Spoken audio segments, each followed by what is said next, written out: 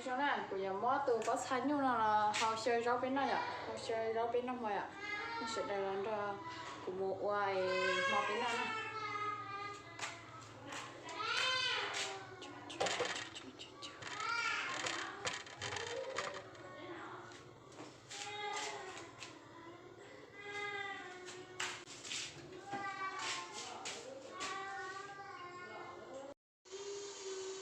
Xong đi nó nữa hầu miệng chơi mà hầu ấy được còn một chỗ mà thầu tự là lấy cây nữa nơi chờ rốt phải rồi nơi rốt phải trên để họ chơi tất thành luôn này sẽ hút lên xe để không bị cháy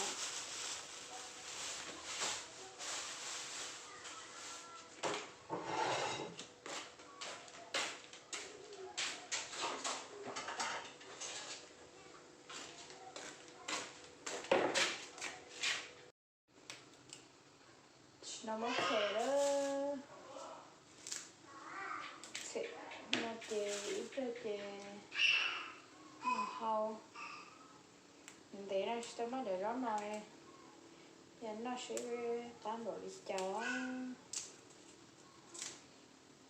đồ bên nó ok đó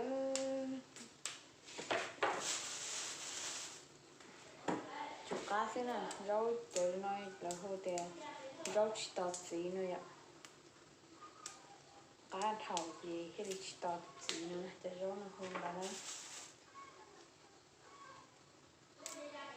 mò cơ bỏ là mua đi nó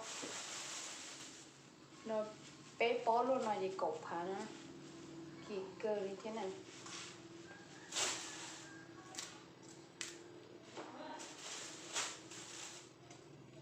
mà nó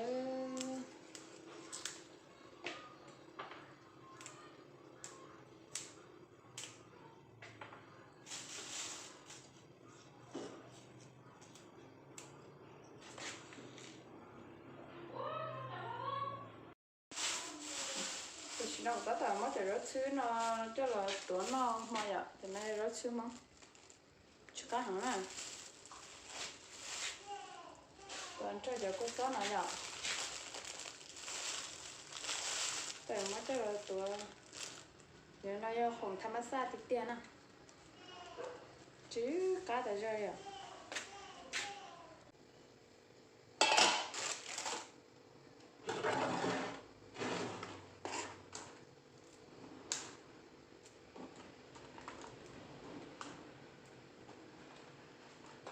số mà nó chơi rau mà hay là cá hay là tàu mỏ thì chỉ một cái giá trị nó mỏ cá đi ra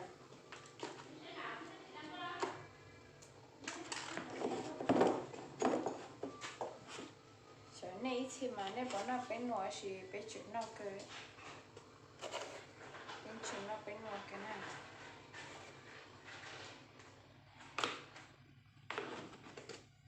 mà bên nó về nó có to về ngồi vị trí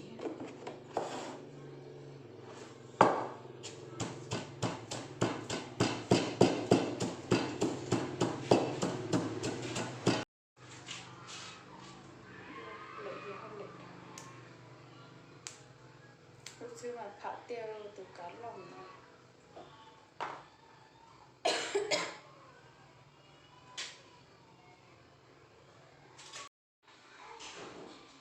đầu rồi chứ in đã chụp kỹ rồi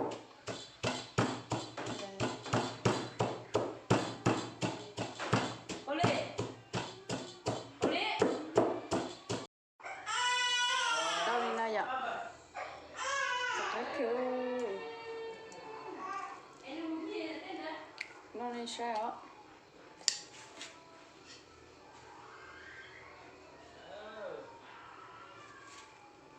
rồi xin lỗi con mẹ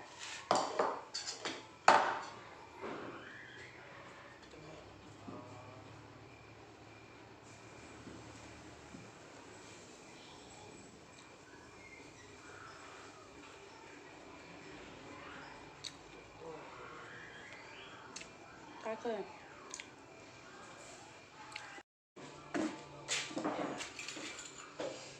nó đi có tội mấy tội nó lúa mong cái gì không có thay gì ông nữa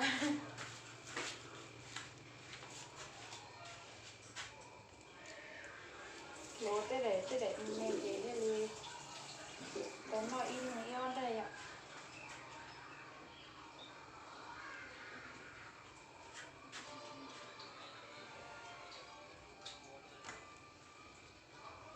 có cá cua sứ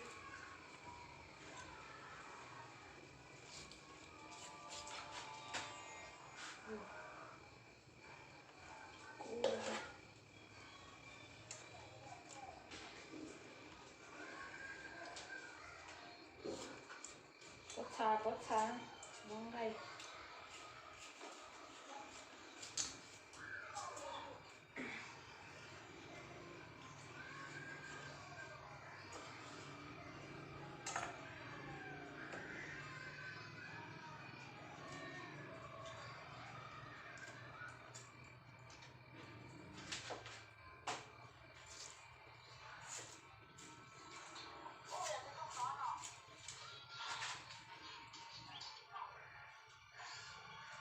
lấy mẹ ảnh sao tại nó cũng chơi rau mắm bò rất xíu trên trong một bên nọ xin anh thay cú sẽ được thì chỉ bỏ kháng được chỉ có cười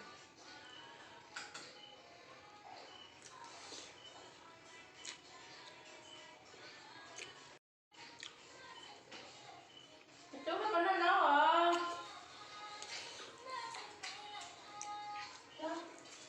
Con mình đó hả? Cá lọc cá anh chị đơn chị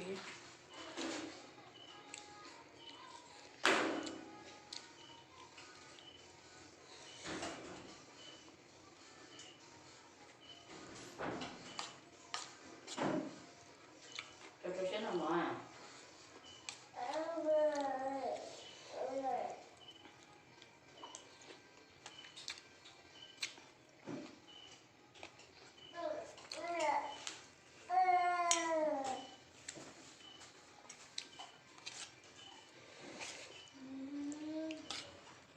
sao nào thế nào tôi cái nào đâu phải nhớ đâu con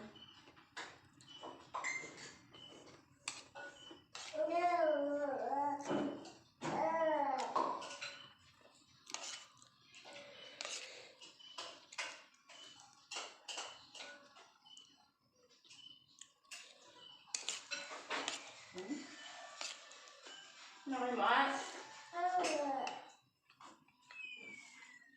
sao anh nói mãi sao anh chỉ có cười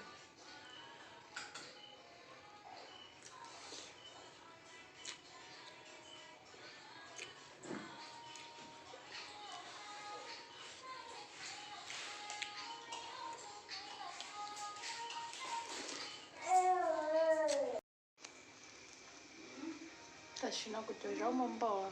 rất xíu